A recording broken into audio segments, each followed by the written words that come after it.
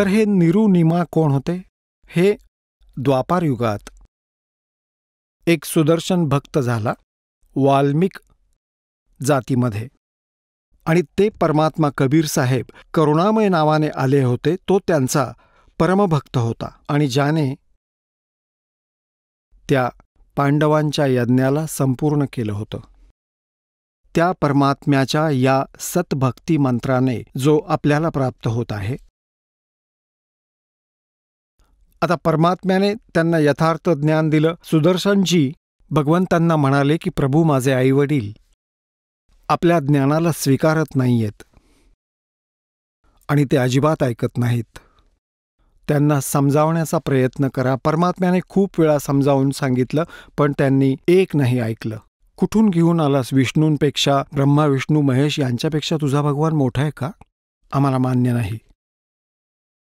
त्यांचा मृत्यू झाला. ते सुदर्शनजी जे होते, सुपच सुदर्शन वाल्मिक, ते खूप काळजीत होते.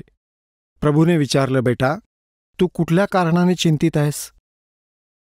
इथे तर सगळ्यांनाच यायचं आणि जायचं आहे. जे सद्भक्ती करणार नाहीत त्यांचं हे चक्र चालूच राहणार. सुदर्शनजी म्हणाले की परमात्मा, आपण तर अंतर्यामी आहात. ह्या जीवन आणि मरणाची चिंता दासाला नाहीये.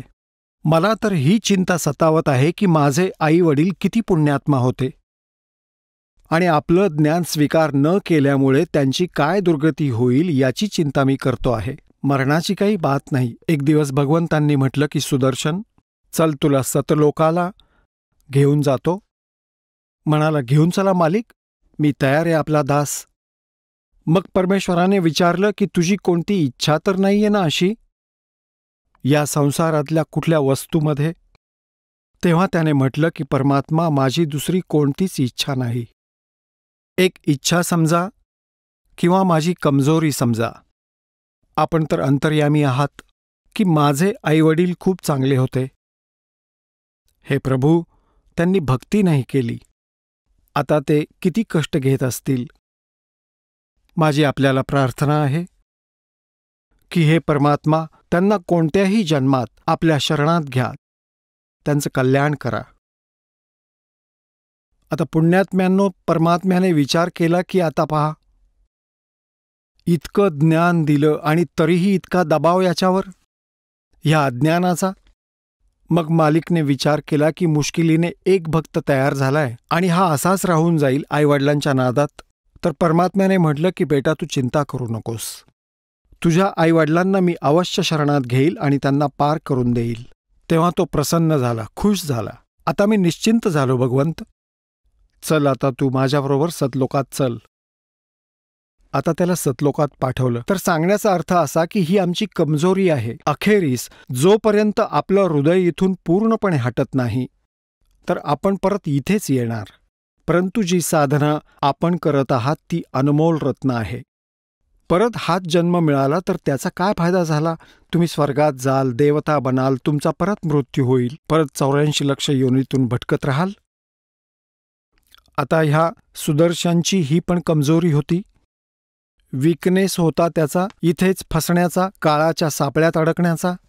आपण ऐकत होता जगद्गुरु तत्वदर्शी संत रामपालजी महाराज यांचे मंगल प्रवचन, ज्यांच्या शुभ आशीर्वादाने संपूर्ण विश्वामध्ये 500 पेक्षा जास्त नामदीक्षा केंद्र आहेत, जिथे निशुल्क नामदीक्षा दिली जाते. निशुल्क नामदीक्षा प्राप्त करण्यासाठी आणि अधिक माहितीसाठी संपर्क करा 7030303951 7030303952.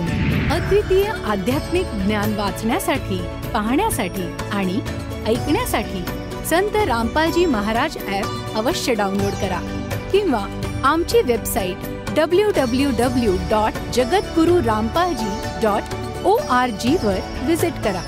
आम्हाला सोशल मीडियावर फॉलो करा. सर्व पवित्र धर्मांच्या पवित्र शास्त्रांवर आधारित प्रमाणित अनमोल पुस्तक ज्ञानगंगा किंवा जगण्याचा मार्ग यापैकी कोणतेही एक पुस्तक निशुल्क मागवण्यासाठी आपण आम्हाला आपले पूर्ण नाव, पूर्ण पत्ता, पिनकोड आणि फोन नंबरसह लिहून 7030303951 किंवा 7030303952 या नंबरवर SMS करू शकता किंवा 7030303950 या नंबरवर व्हॉट्सअप देखील करू शकता.